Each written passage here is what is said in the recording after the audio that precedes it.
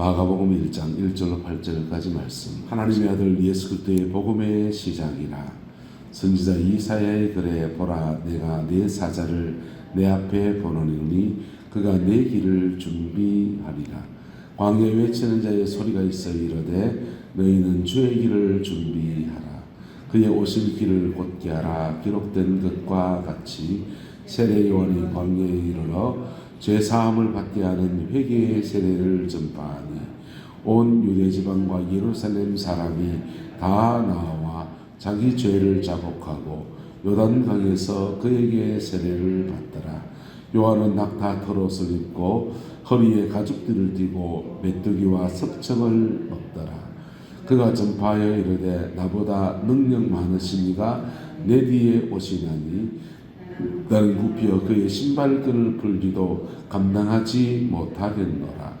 나는 너희에게 물로 세례를 베풀었거니와 그는 너희에게 성령으로 세례를 베푸시리라. 아멘. 이 말씀의 축복과 은혜가 저와 여러분 남은 인생에 함께하게 되기를 예수 이름으로 축복합니다. 세례자 요한은 모든 주의 종들, 하나님의 부름을 받은 종들이 걸어가야 될 여정을 이렇게 걸어간 사람처럼 그렇게 여겨지기도 합니다. 광야에 외치는 자의 소리 하나로서 그의 인생을 살아냈던 사람입니다. 할렐루야. 우리의 남은 인생에 그런 인생 되기를 예수 이름으로 축복합니다. 우리는 주님의 일을 하고 주님은 우리의 일을 돌아봐 주시고 그 아름다운 협력 관계가 복되게 이루어지는 은혜가 있기를 예수 이름으로 축원합니다. 징기스칸이라고 하는 중국의 몽골의 대정복자가 그렇게 많은 도시와 나라와 민족을 정복하고서 대제국을 이루었습니다. 전 세계에서 가장 큰 제국이었어요. 그런데 그 징기스칸의 몇 가지 삶의 원칙들이 있는데 그 원칙들 중에 하나는 자기에게 공을 세운 사람들에 대해서는 여간한 죄를 묻지 않는다. 그리고 그 사람들을 아주 후대하는 것입니다. 우리나라 말 속담에 좀 씁쓸한 속담 있잖아요. 사냥이 끝나면 사냥개는 뭐가 된다? 보신탕끌이 된다. 사냥이 끝나고 난 뒤에 사냥 다 끝났으니 이제 걔가 쓸모 없어졌으니까 보신탕끌이 된다고 하는데 그거 참 씁쓸한 얘기잖아요. 우리 하나님은 그렇지 않으십니다. 우리가 주께 충성해 나갈 때 하나님은 우리를 그냥 이용해 먹는 분이 아니세요. 그분은 우리와 인격적 관계 안에서 우리의 아버지가 되시는 분이십니다. 그래서 하나님의 일을 선하게 감당한 사람들에게 하나님이 그에 걸맞는 보상들을 허락하시는데 땅에서는 100배를 받되 몇 배를 받고요?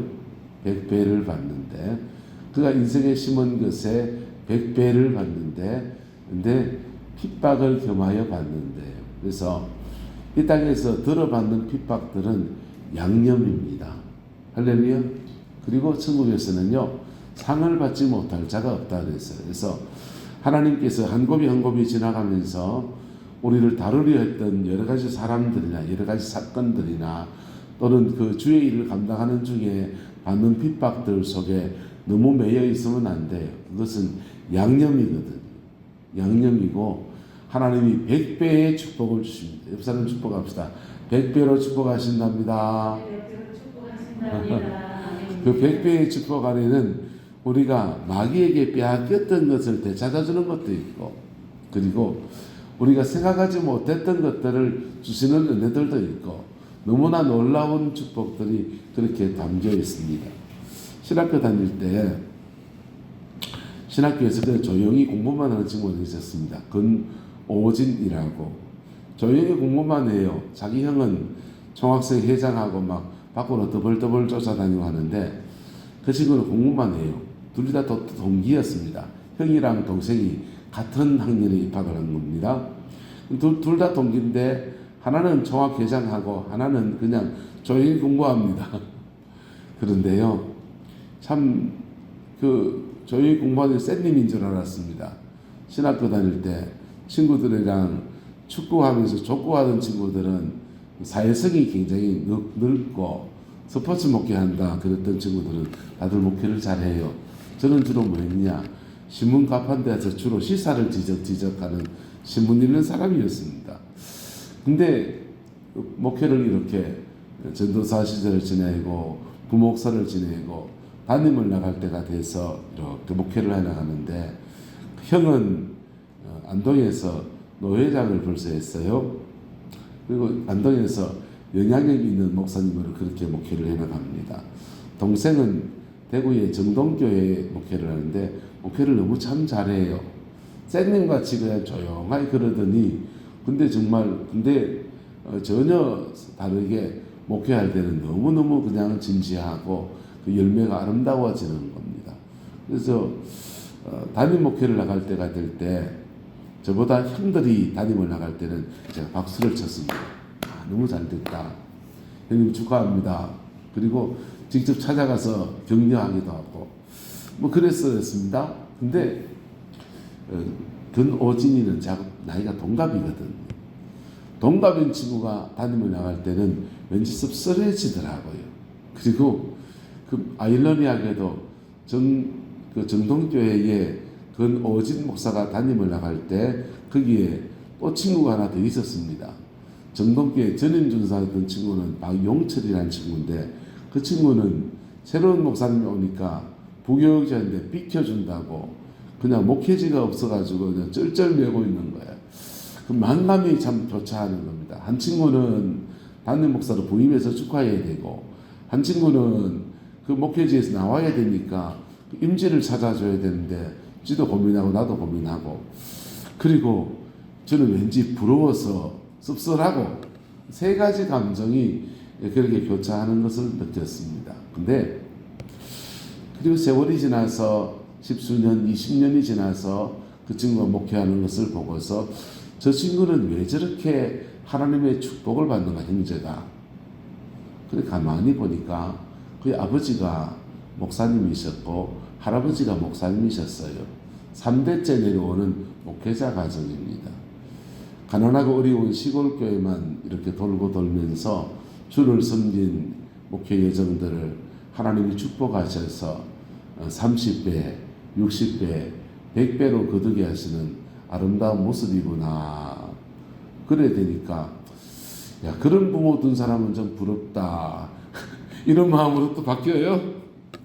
그러다가 이제 제 아들이 이제 목회길을 걷잖아요. 제 아들이 목회길을 걸으니까 그런 아버지 둔 사람 부럽다 해서 마음이 또 바뀌었습니다. 내가 그런 아버지 되자. 내가 그런 아버지 되자.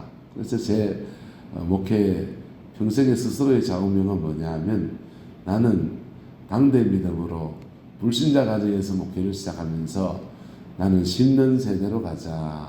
그게 제 목회의 모토 가운데 하나입니다. 우리 마누라는 모태신앙이 아니에요. 저 당대 믿음이 아니에요. 모태신앙이에요. 근데 저를 잘못 만나가지고 고생을 너무 많이 하고 있습니다. 삼가 미안함을 표합니다. 자, 이렇게 우리는 주님의 일을 감당하고 주님은 우리의 일을 해주시는 아름다운 역학관계가 우리 안에서 이루어지게 돼요. 우리가 우리의 일을 하려고 하나님의 일을 팽개치면요. 하나님도 그러면 열선제벽 한번 해봐라 이러십니다. 한번 해봐라. 거기다가 우리의 죄성이 막 동원돼서 우리 일을 하려 하면요. 그게 마가 껴요. 사단이 껴서 우리가 원하는 바, 소원하는 바를 이루어내지 못할 뿐 아니라 오히려 악한 것들이 인생에 꼬여서 더 큰 어려움들이 오게 됩니다. 세례자 요한은 하나님 앞에 믿음으로 살아내었고 그 믿음의 아름다운 열매를 거둔 사람이었습니다. 말씀을 이어서 또 나아가 봅시다. 자, 세례자 요한은 그가 무엇을 해야 될지를 안 사람이었습니다. 그의 아버지가 사실은 먼저 아는 거죠. 내 사자를 내 앞에 보내노니 그가 내 길을 준비하리라. 자기의 길이 아니에요. 예수님이 오실 길을 준비하는 것이 그의 사명인 줄 선명하게 알았기 때문에 그 사명 하나로 살아낸 사람입니다. 인생을 살면서 자기 사명을 알아내는 사람들이 그렇게 많지 않습니다. 내 사명은 어떻게 할 수 있습니까? 어떤 기도 원장님 만나면 신학교 가라 뭐 이래서 자기 사명을 알지도 하고 그러는데, 자기 사명 어떻게 알 수 있습니까? 자기의 재능을 보면 좀 알 수 있습니다. 하나님이 내게 어떤 재능을 주셨는가, 그것과 하나님의 부르심, 그것을 거룩하게 쓴다면 어떤 일을 해야 될 것인가 라고 생각할 때 자기의 사명을 조금 더 알 수 있습니다. 그래서 내향적 사람이 있고 외향적 사람이 있고, 그 직관이 뛰어난 사람이 있고 임기응변이 뛰어난 사람이 있고, 뭐 정해진 일을 차근차근 해내는 사람들이 있고, 사람마다 기질과 성향이 달라요. 할렐루야. 두 번째, 자기의 사명을 아는 방법 가운데 하나는 시대를 보는 겁니다. 오늘 이 시대에는 무엇을 요구하는가? 그래서 오늘 이 시대에 맞는 일들을, 하나님이 이 시대에 무엇을 원하시는가, 그 일에 자신을 던져보는 것이지요. 그래서 참 한국 사회가 지금 굉장히 곤란한 시대에 서 있어요.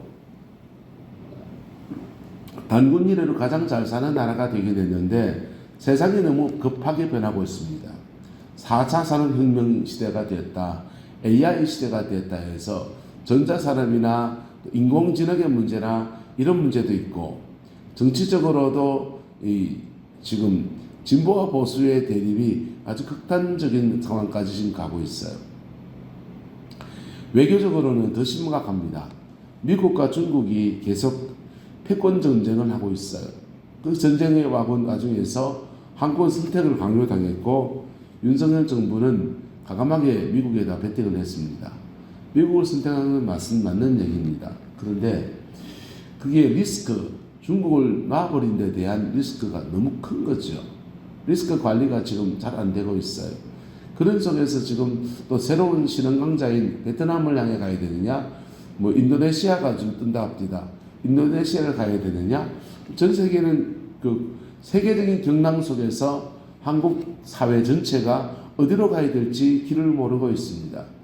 시대적인 어떤 상황들 속에서 하나님, 나는 뭐하고 살까요? 나는 뭐하면 속되게 말하면 돈 될 일을, 경제적인 문제를 해결할 수 있을까요? 하나님, 나는 무엇을 하면 교회의 아름다운 일들을 감당해낼 수 있을까요? 우리 내남제일교회는 어떤 상황이 있습니까? 이 상황에서 주님, 나는 무엇을 해야 됩니까? 라고 묻고 나갈 때 우리는 오늘 이 시대에 하나님이 부르심이라고 하는 것들을 찾아낼 수 있습니다. 할렐루야. 그 찾아지면요, 그리고 그 부르심의 그 끝에는 항상 뭐가 있냐? 십자가가 있습니다. 뭐가 있다고요? 십자가가 있습니다. 십자가는 전해야 될 제목이기도 하고요, 십자가는 때로는 내가 짊어져야 될 제목이기도 합니다. 그 사명에 무엇을 아느냐, 무엇을 깨닫느냐, 참 중요한 얘기지만요, 마지막 결론은 그거 누가 짊어져야 되거든요. 그거 누가 지고 가야 되거든요. 기도할 때 은혜를 받는 분들이 많이 계셔요. 찬양할 때 은혜 받는 분 많이 있습니다. 말씀 전할 때 은혜 받는 분들은 교회 안에서 죄송합니다, 20%가 잘 안 됩니다. 찬양할 때는 대부분 마음이 열려서 막 박수치며 찬양합니다. 기도할 때는, 기도의 훈련을 좀 받은 분들은 찬양보다 기도가 더 은혜가 돼요. 그 방언 기도하면요, 영적인 세계를 막 이렇게 달려가는 그 충만함도 누립니다. 근데 그 모든 것들 안에서 하나님의 뜻을 깨닫고 하나님의 섭리를 깨닫는 것은 너무 귀한 겁니다. 근데 그 마지막은 뭐가 있다고요? 십자가가 있습니다. 옆 사람한테 축복합시다. 마지막에는 십자가입니다. 마지막엔 십자가예요. 그래, 아들아, 네 지금 상황이 이렇다. 아들아, 네가 지금 그런 여정이 그랬고 지금 너 여기 있는데 너 이거 누가 짊어져야 될 텐데 네가 안 짊어질래? 이러시는 겁니다. 근데요, 참 묘하죠. 십자가 안 짊어지려고 도망다니면 계속 쫓아옵니다. 저는 목회를 배울 때 김덕신 목사님에게 목회를 배웠는데요, 그분이 금요철학 기도회를 진행하면서 이런 말씀을 하셔요.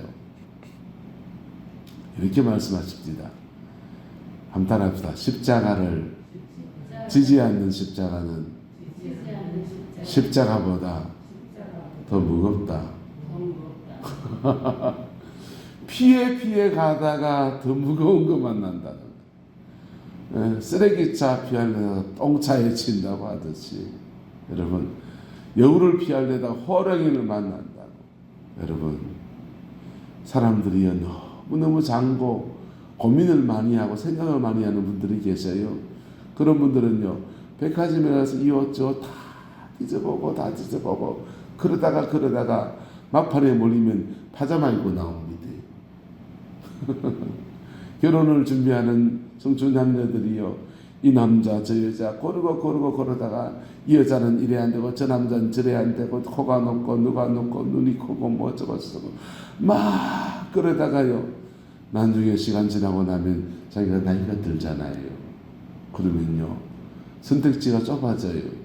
그리고는 선택하지 말아야 될 사람을 또는 여진 사람을 선택해가지고 그래 같이 사는 거죠. 여러분 시대를 알고 분별을 하고 참 중요하지만은 그 끝은 십자가입니다. 세례자 요한은 그가 내 길을 준비하리라. 그의 아버지가 성전에서 기도하다가 이 신비적인 경험을 하고서 세례 요한이 이름을 요한이라 하라 음성까지 들었습니다. 그리고는 그 영광을 보고 난 뒤에 너무너무 놀라고 너무너무 당황스러울 때 그 입이 벙어리가 되었어요. 벙어리가 된 채로 집에 오니까 아내가 임신을 했는데 아내가 임신을 하고서 10달 동안 아버지가 입을 쓰지 못하는 언어장애를 가지고서 그렇게 지나갑니다. 10달이 지나서 아이를 낳고서 그 아이의 이름을 적는데 어머니가 요한이라 그래요. 동네 주민들이 이웃 사람들이 그래요. 우리 집안에는 요한이라는 이름을 쓴 적이 없어. 아버지가 말을 못하니까 글자판 서판을 가져달라 해서 이름을 요한이라 썼습니다. 그래서 요한이라 이름을 지었어요. 그러니 그 요한을 데리고 광야에 나가서 요한이 30세가 될 때까지 SNF에서 금욕 생활을 하면서 메뚜기와 석청을 먹으면서 고난의 시간을 보내고 그렇게 인생을 준비했습니다. 신비 체험을 하고 그리고 음성을 듣고 분별을 하고 하나님의 뜻 안에서 이 아이가 태어났고 이 아이의 부르심이 무엇이고 그래서 이 아이 데리고서 은둔 생활하면서 경건의 훈련을 하고 훈련 다 했습니다. 그리고는 요단에 와서 그의 사명에 충실한 것 그것이 바로 요한의 길이었고 그게 바로 십자가를 지는 길입니다. 요한이 십자가를 지는 길이었습니다. 요한은 이 부르심에 충실하려고 광야에 외치는 자의 소리로 살았습니다. 주님의 길을 준비할 때 어떤 사람은 낮추어야 됐고 어떤 사람은 도두어 올려야 했습니다.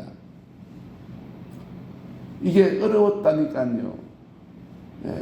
사람들은요 넘어진 사람은 이렇게 세워주기가 쉬운 것 같지만은 넘어진 사람 밟고 지나기가 더 쉬워요. 왜요? 만만하니까. 근데요 일어선 사람은 돛대같이 쓴 사람은요 그 사람은 권력을 쥐고 있고 돈을 가지고 있고 그렇기 때문에 예예 하면서 인사하기가 더 쉽다니까요. 세상을 살아보니 그렇잖아요. 그런데 세례자 요한은 그의 부르심에 충실해서 부유한 사람 그리고 사회적 지위가 있는 사람들이 오면 독사의 새끼들아 아브라함의 자세로 하지 말라 누가 너희를 임박한 환난에서 피할 것이냐 라고 하면서 책망을 합니다. 낮추는 거죠.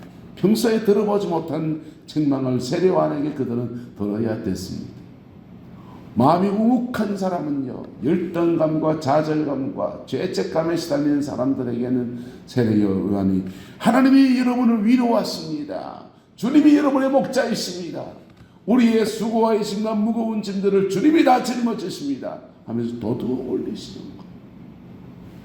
낮추는 것과 도둑 올려지는 것에 순종한 사람들은 요한의 세례를 받았고 요한의 세례를 받은 사람들은 주님을 만나는 아름다운 은총으로 더 다가설 수 있는 기회를 찾아내었습니다. 요한의 세례를 받았던 베드로와 요한 야고보가 예수님의 제자가 되었습니다. 그리고 세례 요한은 그가 외치는 자의 소리로 살다가 헤롯 안티파스에게 동생의 아내를 취하여서 남의 아내 떠나서 그냥 친동생 아내를 취하다니 이런 파렴치한 사람 하면서 높아진 것을 낮추려 하다가 그만 목에 갇혔다가 그리고는 목에 비해서 순교의 제물이 되는 그런 십자가를 지는 여정을 걸었어요. 그게 세례자 요한이 걸어갔던 믿음의 여정입니다.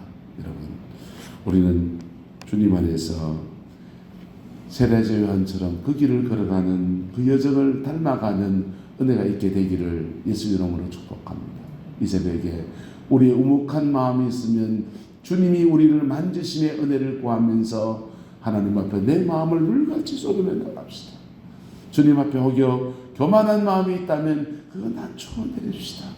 주님의 일을 감당하다가 때로는 핍박을 받은 것들이 있다면 신앙 안에 살아가다가 시댁의 핍박과 가족의 핍박과 이런저런 핍박을 교회 안에서 핍박을 받은 것이 있다면 하나님이 준 위대한 상급 30배, 60배, 100배로 결실하는 아름다운 죄의 역사 때문에 용서하고 털어버리십시다. 그리고 하나님이 내게 준 그 길을 걸어갈 때에 나는 주님의 길을 걸어가고 주님은 내 인생을 열어가시는 우리와 우리의 자녀들의 인생을 열어가시는 아름다운 역사를 오늘도 행하여 가실 것입니다. 기도하겠습니다. 좋으신 아버지 하나님, 주님의 은혜와 사랑을 구합니다. 아버지의 자비하심을 구합니다. 우리의 모든 연약함에도 우리의 모든 부족함에도 한없는 자비하심으로 한없는 은혜로 한없는 긍휼로 다가오시는 우리 주님을 찬양하고 순축합니다. 세례 요한이 이 믿음의 길을 걸었듯이 우리 또한 그 길을 걸어낼 수 있도록 인도하여 주시옵소서. 지나간 인생을 염습 삼아서 남은 인생을 요한처럼 살아낼 수 있게 은혜를 베풀어 주시옵소서. 오늘 이 새벽 기도할 때에 하나님의 음성 들려주시고 하나님의 은혜 부어주셔서 또한 오늘 이 하루를 믿음으로 살아낼 수 있는 아름다운 역사가 있게 축복하여 주시옵소서. 아버지 하나님, 주께서 함께해 주시기 원합니다. 예수님의 이름으로 축복하며 기도드리옵나이다. 아멘.